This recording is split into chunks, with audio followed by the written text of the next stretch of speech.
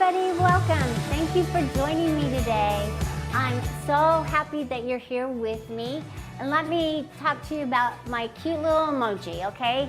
So my emoji this time is an emoji where you can change the face, okay? So if you don't like the heart, eyes, and the little lips, you can change it from anything that you have here, from one to the other. So here I have the little tear, the little laughter ones, or they can be like they're crying. So you can put a happy face on, or you can turn it around and make it a frowny face. Kind of fun there. I just thought this would be a fun little project for, I was thinking of autistic kids who have a hard time expressing their emotions. I thought it would be a really fun thing to be able for them to express their emotions. So if they're a little scared, there's the little O and little eyes that you will use. Oh, in fact, you can just swap out different eyes, so you can have a little rounded one, or you could even use these eyes. I mean, you could, they can go like this. I have two of them. And like this, or you can even turn these eyes. So look, so you can turn them this direction, out, so they're a little different. So, you know, you just have a lot of fun with the emojis. So, hi Paulette from sunny Florida. And then these I call the Homer Simpson eyes, right here. I have some extra little threads right here, but they're kind of the half-closed eyes. So just really fun. And here's my little mouth, it's a big mouth, with the tongue sticking out right here.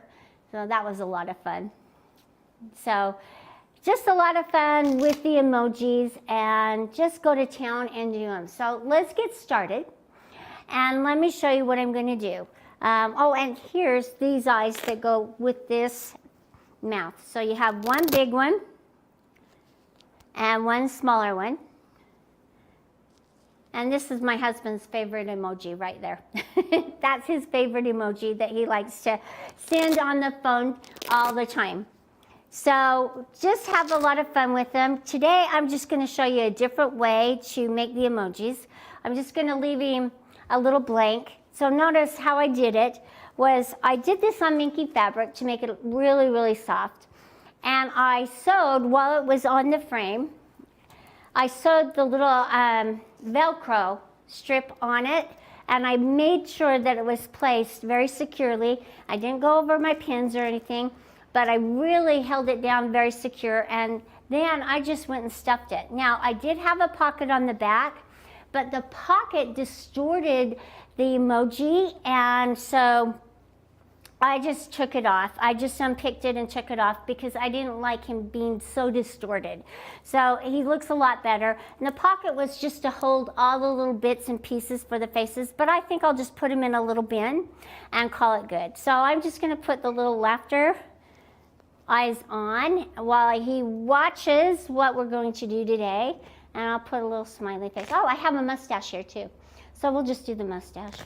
That'll be a lot of fun. So. And we'll just set them right here while we get to work, and I'm going to show you a different way to make emoji. We're going to do sunglasses today in honor of Corey Hart, okay? He wears his sunglasses at night, and I thought my emoji needs to as well. So all I did to make these faces was to just draw my designs on the fabric. Now you can use the templates that Amanda has given you. I don't have any templates today. I just want you to use what you like and use up your scraps. So that's what I'm doing here. I pulled all the threads that I'm going to be using, and I'm not going to be changing a lot of threads to a lot of thread colors, but I got red, and this here is glide thread, and I thought, how much fun a lipstick this would make. It'd make awesome lipstick if you wanted to make some lips. This here is a gray glide thread. I'm going to use it for my sunglasses for the little reflection right here in the corners.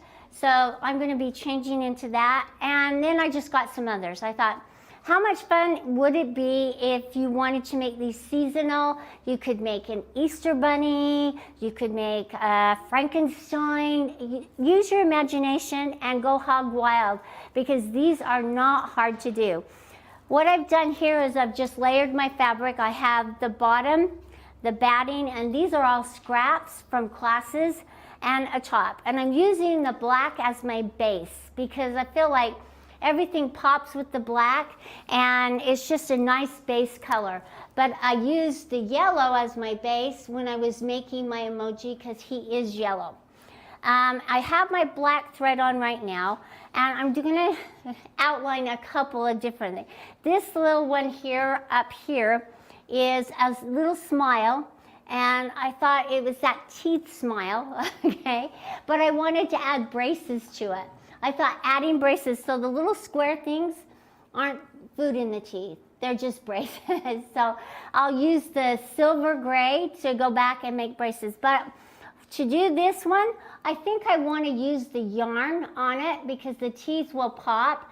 And then I'll go back through and do the little braces. But I'd use the black to outline it first, okay? I'd outline it and do these lines for the teeth, and then fill it in with the white, or opposite. I could fill this whole thing in with the white and then go back through. So there's lots of variations that you can choose how you want to do it. Hi, Joe, and Eileen, welcome, and Paulette. How about a dog emoji? Very good suggestion. That would be so much fun. Its little tail could be wagging at times, and other times it doesn't have to be. And changing the noses, wow, great ideas. So let us see what you are working on and what you're doing. I know you're extremely busy. This was just kind of a fun project for all of us, and it kind of gave us some downtime to work on some other things because there wasn't a lot that went on that we had to collect and do, and it just made it easy just to layer the fabrics and just let our imaginations run wild. You can tell I do have a good imagination. I guess it's from when I was a kid and my mom getting me out there and thinking of things. So here are my sunglasses right here. I made them kind of aviator style. You could do Harry Potter glasses. You could do the little scar that Harry had, the little lightning bolt on the side of his head. You can do whatever you want. Now, I have already tested my machine.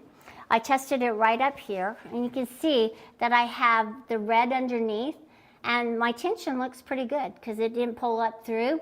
I made sure that my knots look pretty nice and even. And I just wanted to show you how to change the feet as well. I always have to teach you one thing, okay? So let me show you how easy it is to change your foot. So you'll want to unthread the machine, and I want to use my open toe foot. This is my open toe foot. It allows me to see where the needle is easier.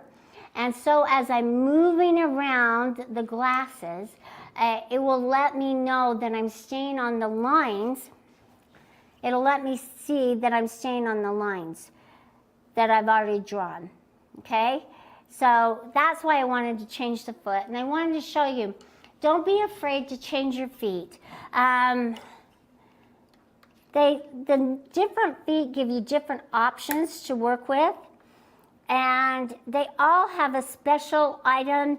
I love the open toe. I don't mind the regular foot that we're using, and I could definitely use it, but it's really nice to be able to try something new and see what it allows us to do. So don't be afraid to change the feet. So all I did was I always have my 3mm, that's this Allen wrench, out all the time. It's one of my go-to Allen wrenches, so it's always out by my frame and my machine. So all I did was unscrew the little thumb screw, and then I am going to put the foot on it. But before I start screwing it back up, I have to do one thing. All right, I have to put my needle into the lowest position possible so it's as close to the hook. That will allow me to set my foot height correctly. If you just went and set it right here, and screwed the screw in, what would happen is that when the needle wants to go down, guess what? It's going to bang into the plate of your machine. So if you are changing your feet out and you're not putting your needle in the down position, okay, and I'm going to, I unthreaded it so I could. I'm just going to use the screen or my button. I'm going to put it in the lowest position. So that's as easy as it is, and that's all you have to do, okay? Not hard to do at all, and if I wasn't talking, I could have had this done, okay, but I am. And then I'm just going to make sure that my foot is positioned on my hopping foot height gauge. That's what that says there. Keep that out as well. And I always like to keep it, okay, this is my go-to place for these tools. I will put it in the bottom carriage right down here, and I'll take this bottom hopping foot gauge so that I know where it is to find it. And I'll take my other foot as well, so I know where to get them when I'm done. And this is where I will also put my extra bobbins if I'm using them. So let me bring my foot back up, and then I'm going to rethread it. Now notice that my machine moves back. That's because it's not leveled. And when you're free motion quilting, you really want your machine as level as possible. And so I'm just going to rethread it. I'm going to give it some slack so I can pull it forward. And now I'm just going to bring it onto the frame here, okay? So notice that I have, now I can see where my needle is and I can see my lines and everything. So now I'm going to bring up my thread. I'm going to use the buttons on my machine. On the newer machines, and that's what I'm using, our needle up, needle down button is to the right. It's on the outer right edge, and all of our machines have this now. And so I use this all the time. So this is my needle up, needle down. I'm going to position it to where I want to start pulling, and I'm going to insert the needle in the down position. And I'm going to bring it back up. Now, I could change this machine. Instead of the needle going into the down position and then me having to push the button again to bring it back up, I could change it to what we call a full stitch. That was kind of like a half stitch. It did at a half stitch at a time. A full stitch is where it will go down and come immediately right back up. Janelle Hinton, she's talking to us from the airplane. Way to go. What a stalwart Tuesdays with Grace person. Thank you. All right, so now I've brought my thread up, which is really important. And a lot of people ask, why do you have to bring your threads up? Okay, let's think about this. As you're moving across your quilt, if you are moving from one section to the other, and you didn't bring your threads up, and you just pulled it and then started sewing. So say I started sewing right here, I came back up around, and I wanted to start back over here, and I pulled. Okay, you're going to start getting what I call a spider web of threads underneath, and they're not going to be attached. And so what will happen, I'm just going to show you, you're going to have a spider web of threads that are going to catch right here on the machine as it's moving around. So it's going to act like a little boomerang, and you're going to think, what the heck is going on? And you're going to pull it hard enough that it's going to break the thread, which is fine, but it's going to throw off your stitching. So always remember to pull up your threads, and if you will just learn that it's as easy as this, man, you're good to go. So now I'm just going to follow the outline, and I'm just going to go around it a few times, and then I'm going to put the silver on, and then I'm just going to, and I'm just not going to be really careful. I'm just going to move around.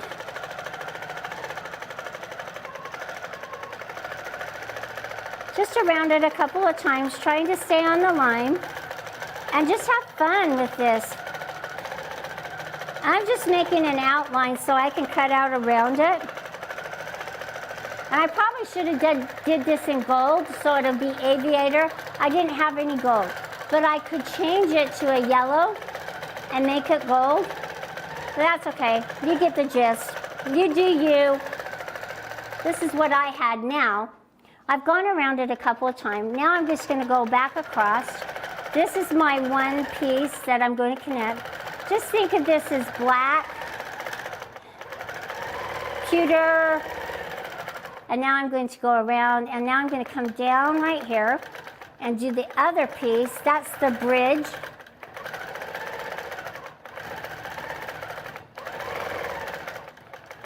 And now I'm just going to run around the other side.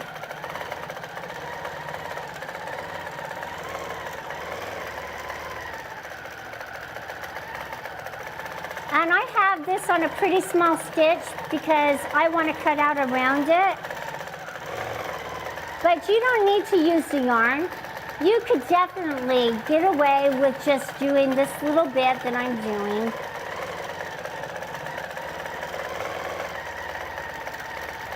There we go. I'll go back, and then I'll change it, and I'm just having fun. Okay, so now I could go around it in the gold. I didn't bring the gold with me, but you get the gist of it. Let's change out the thread really quick, okay? And let me do the silver. Notice my tension's pretty good. It came up just slightly right here. You can see a little bit of red, but my tension is really good. So watch your tension as you're quilting and learn how to adjust it. It's totally up to you. And if you need help, remember our fabulous tension guide that we've done, and went and did all the work for you. So let me show you how easy it is to change. So I'm going to put my needle in the down position so my machine doesn't roll on me, because the little longer the frames are and the machines, the harder it is for us to reach. So pull it forward, put it in the down position. Well, unthread it first, okay? So put it in a position till you unthread it, then put it in the down. All right, so it's not going to go anywhere. And then let's just unthread it, and that's why you have your threads close by. The threading and the path is really important. Okay, Joe Eileen Berg have had a lot of problems with tension. I see the sad emoji. I get it. Tension is such a frustrating thing to deal with. In fact, I still deal with it today. But the more I know and the better educated I am in understanding tension, the easier it is for me to diagnose and to work with my machine. Now, we don't have, now sometimes we have problems with our regular sewing machines. Long arms are different beasts, okay? They are not that hard to work with the tension. Sometimes, okay? And I want you to call. So if you're having problems, please call us and let us help you with the tension, okay? But also email me, Karla with a K, K-A-R-L-A, and let me email you our tension guide. It's Karla with a K at graceframe.com. And I'm expecting all of you to email me if you don't have this tension guide and you want to print it off and go through it. This little thing right here is called the tension knob. It has a lot of different components to it. So it has these two discs that spring together, and it has this little spring itself, okay? And this little spring works hand in hand with the tension knob as the thread goes down and comes up to make that knot nice and centered. Sometimes this can be not in the right position, and over time, if you think, oh, my machine was sewing really nice and it has for years, over time, the machines, just like your car, they need maintenance and they need adjustments, okay? And so sometimes we need to make little adjustments and tweak them. And this little knob is one of those adjustments that needs to be tweaked. Okay, on my Bernina sewing machine, I have used it so much, and it's a metal sewing machine. It's old. It's an old one. I have used it so much that the thread that comes down in all the way down here has worn a little divot right here into the side of my machine to where it catches all the time. So I can't use it like I used to. I have to be really careful and understand how it works. But the thread, as it's moving along the path, just does. It wears on it just like the tires on your car. So don't be afraid to work with the machine and make some adjustments.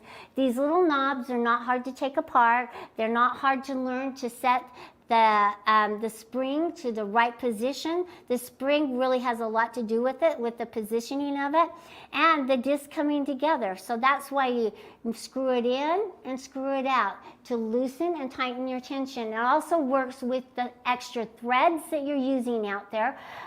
Any thread that you're using may call for different tension. This glide thread, it calls for a little tighter tension than, say, maybe just a little bit tighter tension, our finesse thread.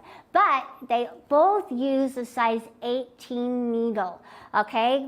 I don't know why. It's just the needle that works best for them. And maybe it's because it has a larger hole and it allows them to come in, down, and up. But size 18, start with an 18, and then if you keep having problems, work your way down to maybe a 16. But those are the little things that I want to empower you with so that you can think, okay, I'm having a breaking of thread, and that's what happened yesterday. So I was using this yarn and I was sewing along, and it kept breaking. And it was really getting frustrating. And I decided to change my needle. Well, that helped a little bit, but then I found that the yarn itself was really quite a weak yarn, and that if you applied any little bit of pressure or you pulled it apart, it would easily break. Sometimes threads are just not very strong and they will easily break. So just know that it's what you're dealing with. There are different types of tools and threads and things out there that we have to understand that sometimes it's not the right thread. And I thought, I had a good one in this one, but it wasn't so much. So I went and got a little heavier one to go through so it wouldn't pull on it and break quite so much. So just understand that there are little things that we have to learn. Okay, so let me change my thread. I'm getting off course, okay? So I could use this glide thread, which I'm going to. And we'll see having the glide thread. Now I like, as I'm threading our machines, I like to come through the back, okay? And as I'm threading my machine, I like to feel.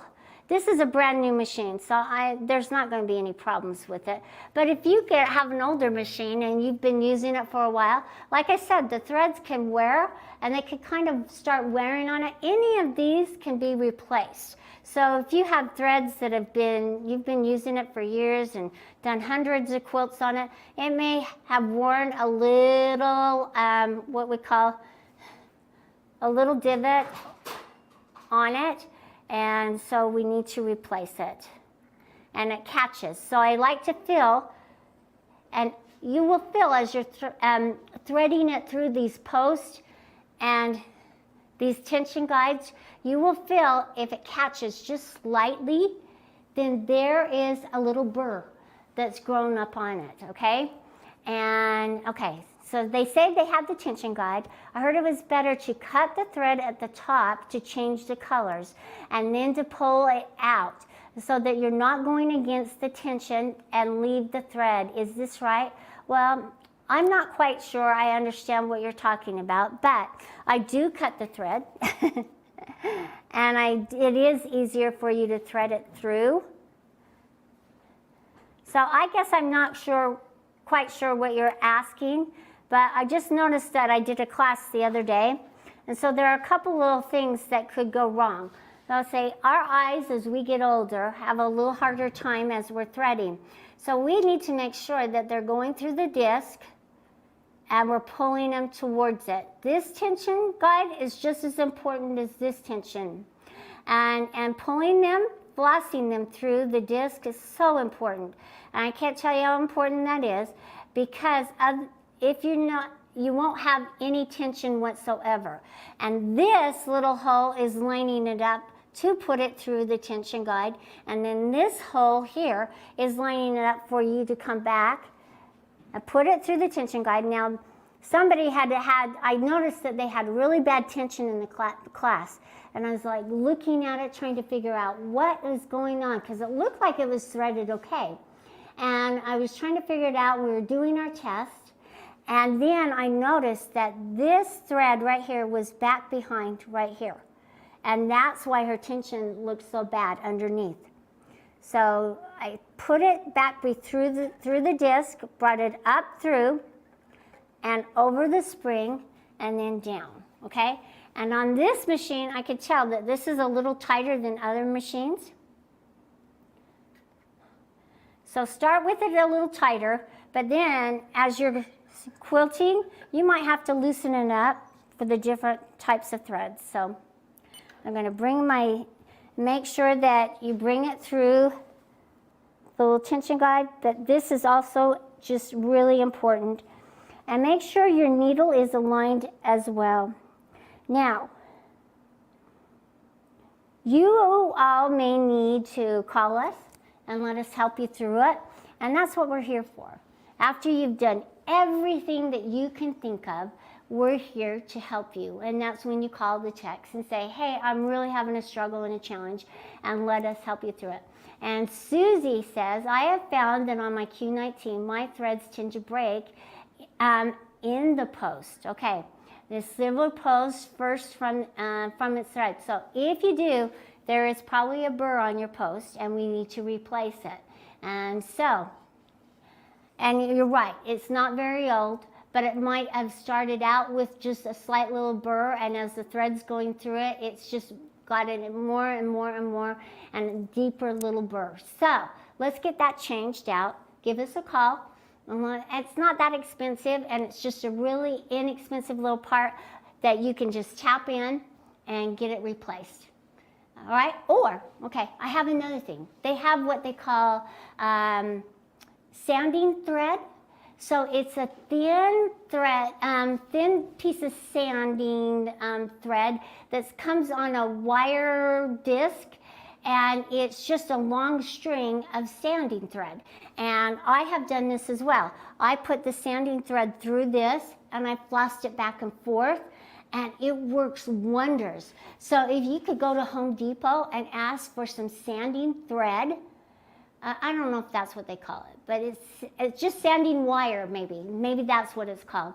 That would do the trick before you have to do that. So go and get some sanding wire first and floss it through. I've had to do that before as well, and it's done a wonderful job. And in fact, there's no hope for this down here because it's so deep, but I'm going to sand it out, and I'm going to fill it in with putty. All right, so let me just pull my threads up. And now I'm just going to finish my thing. And then I'll show you what it looks like. I'm going to fill this in right here. And this is called thread painting. I'm just going to go back and forth and just kind of fill it in. I'm just going to have fun with it. And then I'm going to go do the other side.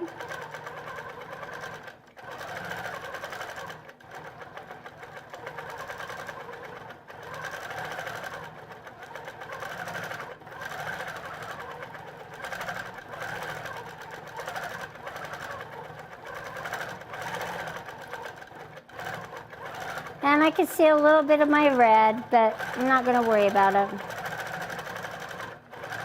Because the more I fill it in, the better it'll be. And that's why I like the open toe. Can you see?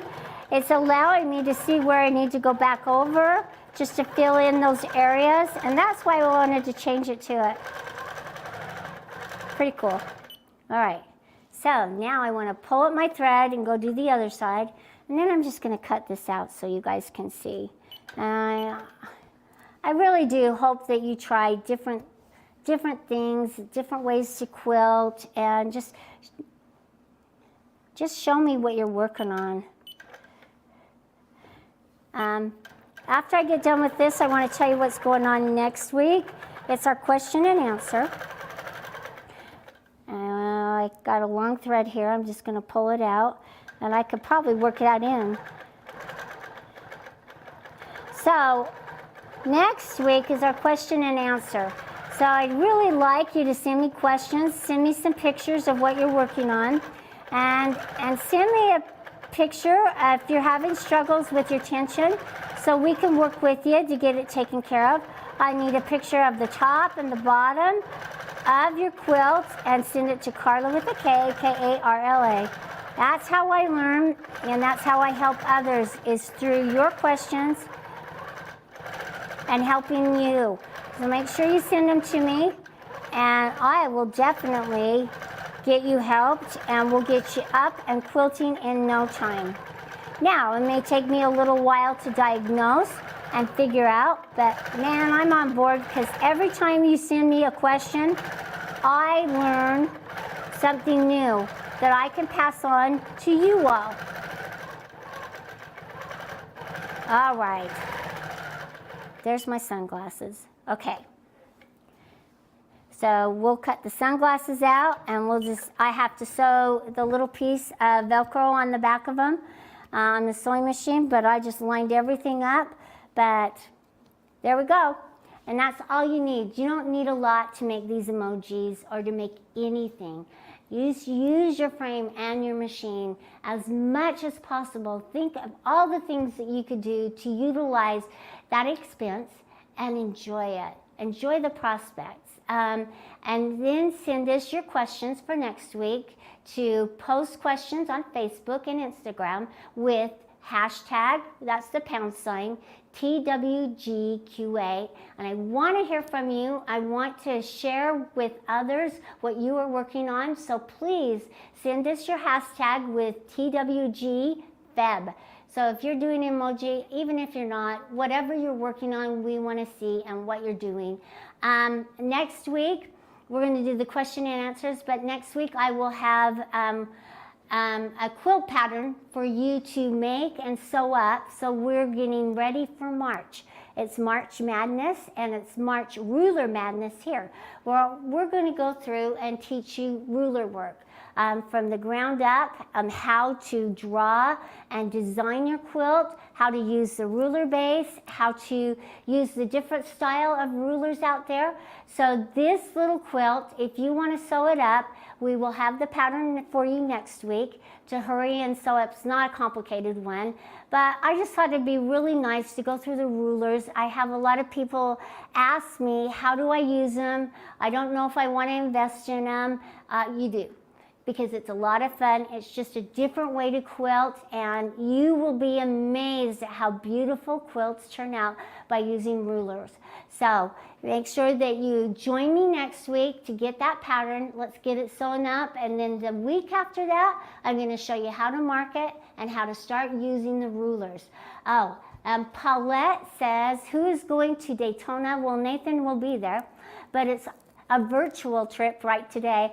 Our pallet of shipment didn't arrive, so they're just standing in the booth with banners.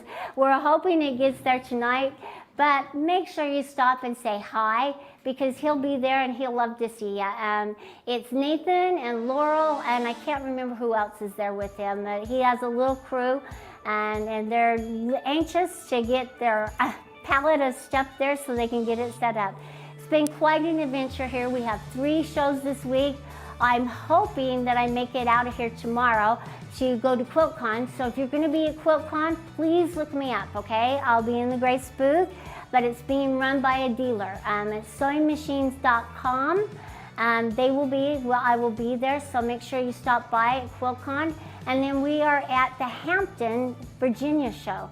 So make sure that you're stopping there and saying hi to Mark. He'll be there. Join me next week. Make sure that you get your pattern, because it's I rule. You're going to rule ruler work, okay? And we're going to go forward doing whatever we can to improve our quilting skills. That's what we're here for, to help you. You're going to help me, and we're going to be the best we can be. I'll see you next time. Bye.